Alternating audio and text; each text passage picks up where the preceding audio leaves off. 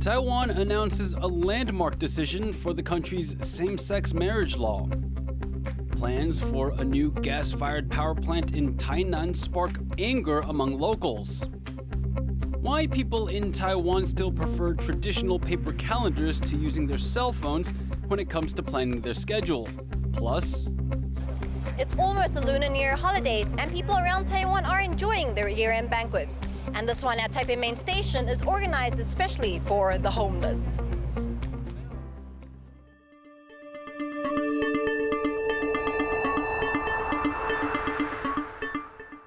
a warm welcome to TaiwanPlus News. I'm Leslie Liao. We begin in Taiwan, where the LGBTQ community is celebrating after the country lifted restrictions on same-sex marriages between people from different countries. James Chater reports. This is the administrative order that brought joy to same-sex couples across Taiwan. The document Taiwan's Interior Ministry issued on Thursday night means same-sex partners from different countries can marry in Taiwan, regardless of where they are from. For now, China is the only exception. It's a landmark move. Taiwan legalized same-sex marriage in 2019, but marriages were only recognized if both partners were from countries where same-sex marriage is legal. That ruled out marriages between a Taiwanese person and their same-sex partner from anywhere else in Asia. 4 years on, those restrictions are now gone.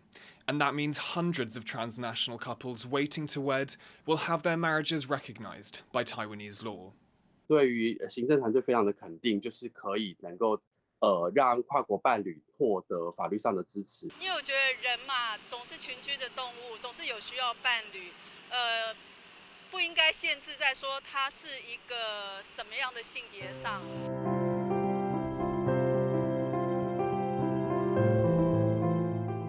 For Isaburo and In Zhen, who live in Taiwan's southern county of Pingdong, it's a poignant day. In July last year, they became the first Taiwanese-Japanese same-sex couple to have their marriage registered in Taiwan. But it took 3 court sessions and a special order from a Taipei court. Now, they're happy other transnational couples won't need to jump through as many hoops to make their marriage official. My family in Japan sent me a message this morning, and they said, "Oh, congratulations, Taiwan! It's really nice." Because of the news yesterday, more people can be happy, right? Because more people can get married in the future, and this is about like human rights.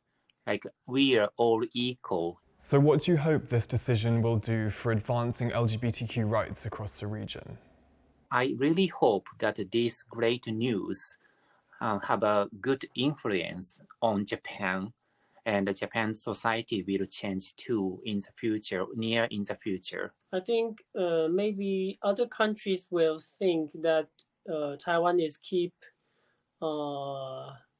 emphasizing and trying to improve the situation of human rights.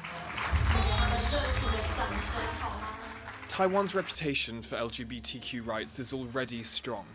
And with this amendment, now more queer people will know that the country recognizes their love too. Leon Lien and James Chater for TaiwanPlus. To find out more about the amendment, our reporter James Chater spoke to Victoria Xu, Executive Director at the Taiwan Alliance to Promote Civil Partnership Rights. Why has this amendment come through now? And if it was this easy to do, why hasn't the government, sought to do this earlier on? Legally speaking, this letter is an administrative order.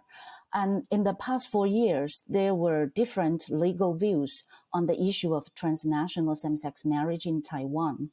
And transnational couples could not get married because of the interpretation letter issued by the Ministry of the Interior. This issue also involves political will.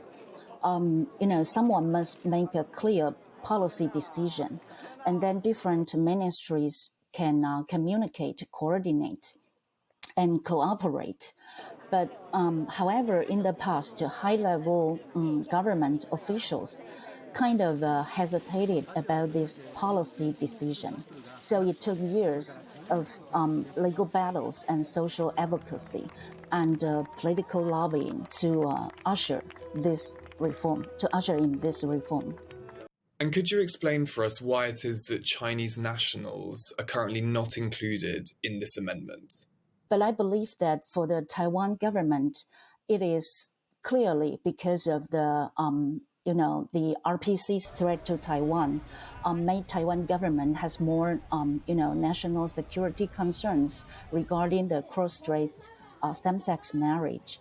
But I must say that the freedom to marry is a basic human right guaranteed by our constitution. And this right cannot be deprived of due to political factors or other unreasonable considerations. And actually, there are already a lot of legally existing cross-strait heterosexual marriages. So I believe the Taiwan government is capable to ensure national security and people's freedom to marry at the same time. Could you tell us a little bit about the significance of this amendment for the couples that you work with? Many transnational same-sex couples were forced to separate because they could not get married. And now they will have the option to get married and start a family in Taiwan. This is very important change in the lives of these people. And of course, a huge progress towards equality. But at the same time, I know that there are still a lot of work to be done. Yeah, so we will continue and keep fighting to push our government to do more to implement true equality, true marriage equality for all the citizens. That was TaiwanPlus reporter James Chater speaking with Victoria Xu, Executive Director at the Taiwan Alliance to Promote Civil Partnership Rights. The U.S. has expanded training for Taiwan's military, with U.S. National Guard forces training Taiwanese troops. That's according to a report from Nikkei Asia on Friday. According to the report, the training began sometime before the spring of 2022. Military exchanges between the two countries are rarely made public. The U.S. National Guard trains the militaries of more than 80 countries. It is believed that the training session in Taiwan involved the use of weapons systems the U.S. has sold to Taiwan. Taiwan has been boosting its combat readiness in recent months as China ramps up pressure on the island nation. The United States has said it will send hundreds of armored vehicles, rockets, and ammunition to Ukraine as part of a $2.5 billion military package. The package includes over 50 Bradley fighting vehicles, which are known for their powerful cannons and ability to carry troops around the battlefield. Analysts say the extra armor could be a significant asset in pushing back Russian forces. The latest aid package comes as the U.S. and Germany are considering whether to send tanks to Ukraine. A decision on this could be made as soon as next week. The United States has pledged more than $26 billion in military aid to Ukraine since Russia invaded the country almost a year ago. Many of the weapons and equipment given to Ukraine are the same systems Taiwan has ordered, but yet to see delivered. This has caused debate over whether these aid packages could help Taiwan. For more on these developments, our reporter Jaime Ocon spoke to Austin Dahmer, a defense analyst in Washington, D.C. Looking at the war in Ukraine, some people have said that it's essential to save Ukraine as it could deter Beijing from an attack. Can you talk about this concept? Quite frankly, Jamie, I think this is a pretty dangerous way to look at the situation from the United States perspective, but both for Taiwan and for the United States. The essence of deterrence is in convincing an adversary not to do something, right? In this case, we're talking about demonstrating unequivocally that Taiwan forces and the U.S. military could deny Beijing's forces if they attempt to seize Taiwan. If the U.S. wants to deter Beijing and deny its bid for hegemony or dominance, we have to do exactly that. In this way, anything that interferes with this from a U.S. perspective, with ensuring the U.S. military is resourced, postured, developed for a denial defense along what we call the first island chain, including Taiwan, is a dangerous distraction for the United States. In fact, if Beijing perceives that the US is actually weakening its military by giving away too much in Ukraine before it has time to replenish itself or to arm Taiwan, this could actually invite a conflict. Experts are arguing that sending weapon systems to Ukraine could be detrimental to Taiwan as it waits for delivery of its arms sales. Can you talk about how the U.S. is managing this, maybe in terms of weapons replenishment? Is this true? Right. No one knows when Xi Jinping might wake up one day and say the time is now, right? The U.S. military, as I just discussed, can't fight a two-front war any longer. So from the U.S. perspective, it has to prepare as if this could come at any time. So expending a lot of these finite military resources in Ukraine. So because we don't and can't know when this type of contingency might occur, and because the U.S. defense strategy, the denial of Beijing's bid for hegemony or dominance is U.S. greatest interest, the U.S. needs to be acting like a potential conflict with Beijing could come at any time.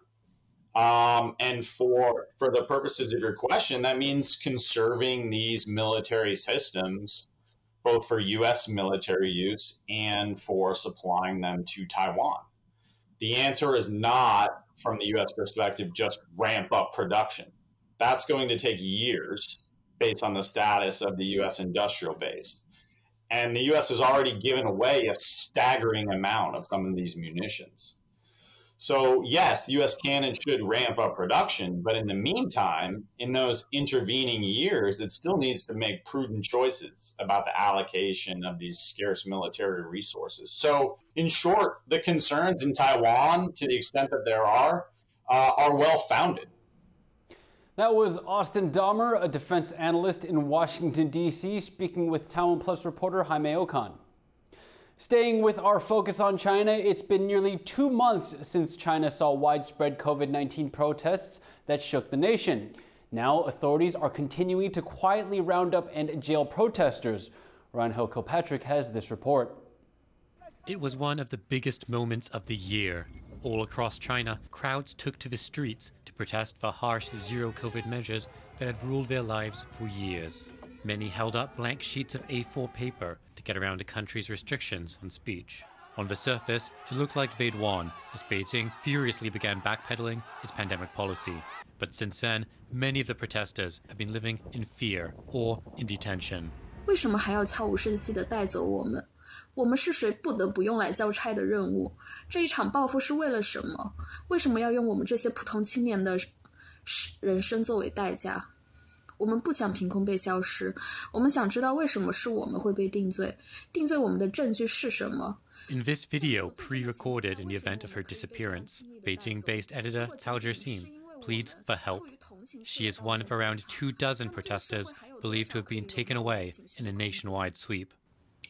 希望大家救助我们，如果要给我们定罪，请拿出证据，不要让我们不清不楚地消失在这个世界上，不要让我们随意地被带走或者被定罪。 Not heard from for weeks, there are fears they may be trapped in a legal black hole. The most important issue over there is that you're being taken without any records. Basically, you're being disappeared without any way to contact you. You will be taken to facilities that's not officially recorded as a detention center.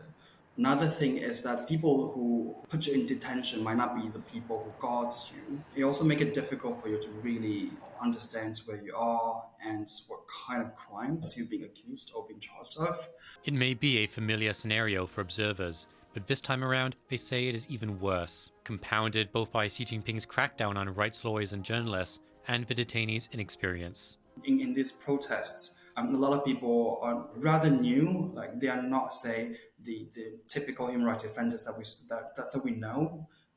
They are just regular person or college students or professors wanting to support something they believe is right.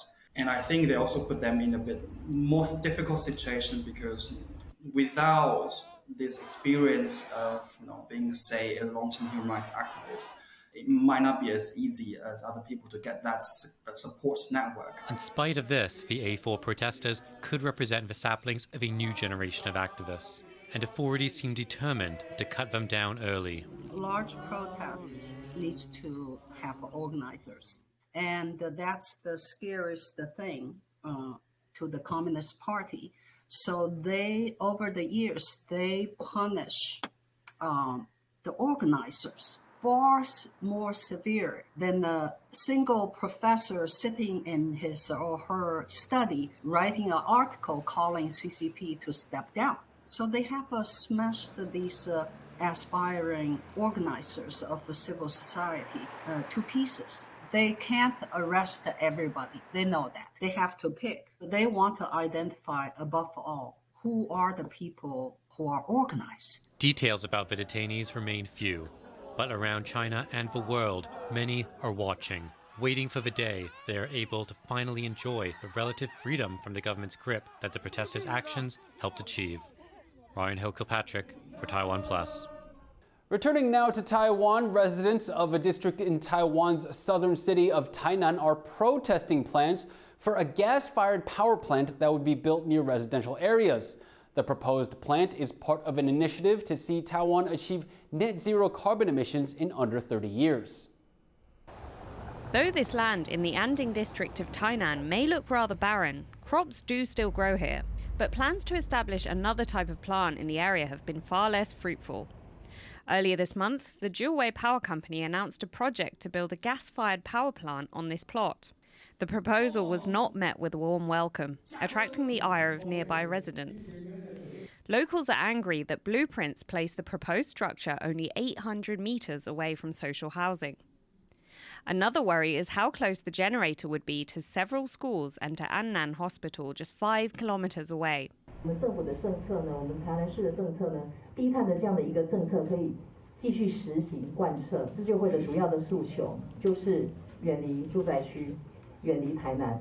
安定区就是一个台南市的市中心，怎么会把一个厕所放在一个我们市中心呢？ The plans for the Dual-Way power plant are in line with Taiwan's goal of increasing fossil gas power by 50% by 2025. Part of a broader move for the country to achieve net zero carbon emissions by 2050. Fossil gas, commonly known as natural gas, is controversial. It's sometimes considered a cleaner fossil fuel than coal or oil, which emit more carbon dioxide when burned. However, burning fossil gas produces more methane, and methane is a more potent planet-warming gas than carbon dioxide. Burning fossil gas also generates air pollution, which can be harmful to people and wildlife. 天然气它相对于燃煤是它的排放跟空污的排放，就是无论是在碳或是空污都是相对比较少。对，但是它毕竟还是火力发电，那还是会造成不少的排放。对，那所以其实终极的目标还是希望说再生能源的比例可以大幅的提高。Dual-Way Power has responded to the backlash, saying that it is following regulations. Tainan's authorities are also trying to reassure the residents and are working to establish a dialogue between locals and the power company.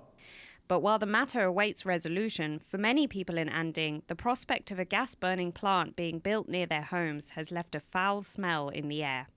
Howard Zhang and Sally Jensen for TaiwanPlus. Despite the ubiquity of mobile phone calendars, paper isn't dead, or at least not in Taiwan. Paper calendar sales rose last year. And as Sam Robbins reports, people have started to see them as small works of art. Taiwan is known as a global producer of high-tech gadgets and advanced semiconductors. But that doesn't mean that some simpler and more low-key ways of keeping time aren't still popular. Wall and desk calendars like these are a popular purchase here, especially in the run-up to the Lunar New Year. Though they have a practical purpose, for the designers, these calendars are a real art. 不完美的状态其实是最理想的，或是最自然、最合理的。然后一直以来，我们也都相信植物跟人生是有关系的。它其实某定程度上，它映照着人生的不同的时刻，不管是凋零还是新生，还是它的绽放。Paper calendars in Taiwan are a big business. In 2022, more than 100,000 were sold in Taiwan, bringing in over $5 million. About 90% of people in Taiwan have a smartphone. So for most, Checking their calendar is something they can do on their phone. But some in the industry say many consumers aren't just interested in practicality. They also want a calendar that is decorative and has an interesting aesthetic. 日历视为是一种轻量的载体，文字的轻量载体。与其说它是一本日历，它更像是你这个生活空间里面一个很重要的摆饰，或是一个很重要的强调自己的风格跟自己个性的元素。买到我喜欢的创作者的实体产品或实体周边，日历就相对变成一个技术门槛可控的情况下，可以量产给自己粉丝的东西。Timekeeping works a little differently in Taiwan. The country uses 2 date systems, Gregorian and Lunar, with many switching to the latter during the Lunar New Year holidays. In addition, some Saturdays are work days. Taiwanese workers have to make up for public holidays by working on the weekend. In February 2023, only 2 Saturdays are rest days. Local calendars often provide this useful information. But some things are the same here as everywhere else in the world. A calendar is sometimes just nice to look at. Alex Chen and Sam Robbins for TaiwanPlus. As the Year of the Tiger comes to an end, many people will be enjoying festive feasts. However, not all are lucky enough to enjoy delicious food surrounded by friends and family. To try and help those in need over the Lunar New Year holidays, a social enterprise is hosting a banquet for people who are living rough on the streets of Taipei. Our reporter Sandy Chi was at the event. This is 36-year-old Zhang Yunxiang. Like the other people at the shelter, Zhang doesn't have a home. 我是从17岁，因为跟家里不合，讲不听，他就直接殴打了，然后就直接打我的后背，然后连的后背、脚全部都是伤口，还有给我就是绑起来，所以就离家出走了。我一开始是在睡的月台里面，然后常常警察就会来赶嘛，就是每天都是睡网咖。Despite his past, Zhang still has a cheerful attitude. Today he volunteers so that others in similar situations can enjoy a happy start to the Lunar New Year. It's a tradition played out across Asia. Just before the Lunar New Year holidays, friends and family reunite for a festive meal. However, for people who don't have homes to return to, it's a lonely time of year. That's why here at Taipei Main Station, one social enterprise is throwing a year-end banquet for the city's homeless. The organizers of the feast are a group called Do You a Flavor. It's a social enterprise that brings together young volunteers to work on issues affecting disadvantaged people. This is their 8th year-end banquet. This year, the group spent a lot of time preparing food for the 3-day event, which also has 12 food carts, free haircuts, and most importantly, season's greetings from friendly faces. 你好，晚安，早点休息。大多数无家者在台北车站，他们也不是早上就有闲没事做，就是一整天都在睡觉。大家会努力的去想办法，怎么脱离现在的生活。那所以很多人打零工。可这些工作其实到了年末的时候，他们就不会有任何的尾牙。看起来最欢腾热闹的这段时间，就是他觉得最孤寂的时间，这样子。所以那时候，其实我们看到这件事情，就会希望说，这个尾牙可以持续的被举办。The group has 15 staff, and with the help of many volunteers, they provide their service for those who are struggling to survive on the streets. 就是希望可以让大家都可以一起吃年夜饭的感觉。Some mothers take the opportunity to teach their children about compassion. Normally we think they are lazy, they don't want to do something, they just want to be helped. But in reality, in fact, they are just not as we think that way, the way that we think. So we just want to bring them to really see them and understand them. 我今天来送饭，我送给无家者。我知道饿肚子的感觉就很痛苦，我觉得这样可以帮助别人，他们才不会饿。Statistics from the Ministry of Health and Welfare show there were around 750,000 people living homeless in Taiwan last year. About a third of those were located in Taipei. Local homeless charities stress the importance of understanding the many ways people can find themselves in this situation. 无家者他就是一个人在那边，然后所以我并不会觉得说他要怎么样？居住线这件事情，跟因为贫穷而被排斥到居住以外，我觉得这才是应该许的新年新希望。可能是家庭的议题、教育上的议题、经济上的限制、劳动，甚至是整个社会的大脉络跟政治变化也会造成贫穷这件事情。Although the problem is complicated, one of the founders of Do You a Flavor says there is still hope for a solution. 我可以感觉到社会越来越在关注这件事情，然后我觉得越来越多人对于无家者是友善的。我觉得特别就是以重建关系作为重建连结作为核心的工作方法。我觉得是有效的，而且我觉得这个有效不只是帮助他们，甚至可以让无家者也成为就是支持别人的一种力量。And as efforts are made to raise public awareness and build support networks for homeless people, many are working to improve their situation. Nothing wrong with being homeless as long as you have the will. The willpower works sometimes. You have a will to get up, to keep going. You don't give up on yourself. Nothing wrong with being homeless. You're not hopeless. You're just homeless. You still can go ahead, start everything over. This event may not be as fancy as some year-end banquets, but a little love and support is more important when it comes to helping those in need. Ricky and Sandy Chi for TaiwanPlus. Thank you for watching TaiwanPlus News. Finally today, we leave you with images of a cornfield in Argentina bearing the face of Lionel Messi. I'm Leslie Liao. Take care and see you next time.